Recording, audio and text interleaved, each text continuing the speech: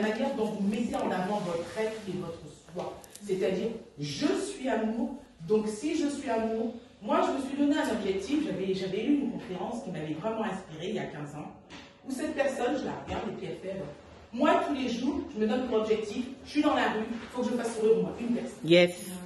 Et bien, depuis ça, tous les jours, je fais sourire une personne et j'ai ma première victoire.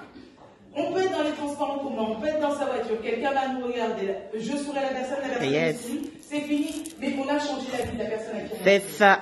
La plupart du temps, on a des personnes qui sont soit en période de dépression, et on lui a souri, et ce sourire-là, c'est le sourire qu'il a débloqué. Yes. Et des fois, c'est aussi le sourire qui va se dire, ah, mais j'ai un entretien d'embauche, elle m'a souri, c'est que je suis bien à côté, yes. je vais réussir mon entretien. Yes. Ça va, mais c'est des choses qui paraissent tellement banales, yes. mais qui ont leur importance sur comment on peut donner de l'amour à autrui. Yes. Et quand on donne cet amour-là, automatiquement, on s'élève spirituellement, on s'élève également dans sa démarche personnelle et dans son élévation. C'est-à-dire que ce qu'on va apporter aux autres, dans notre manière, dans notre discours, il sera complètement différent. Parce qu'on aura changé notre manière d'être, de nous présenter, de faire les choses. Et puis c'est surtout le sourire.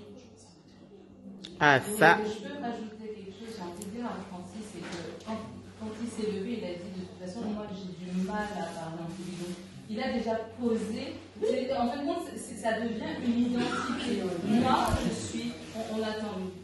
Il a posé sa fausse excuse. Voilà, c'est sa fausse excuse. Je suis timide. On a tendance même on a tendance à se présenter comme ça, je suis timide. Et du coup, on nourrit ça tout le temps, en fin de compte. Et en fin de compte, si tu changeais la chose en disant que, non, je m'exprime très bien en public, et c'est qu'est-ce qu'on nourrit, qu'est-ce qu'on entretient au quotidien, tous les jours, en nous, c'est ça aussi changer son mindset. C'est qu'est-ce que tu nourris, qu'est-ce que tu entretiens en toi, c'est qu'est-ce que tu vas te répéter. Si tu te dis que tu as du mal à parler en public, tu auras du mal à parler en public.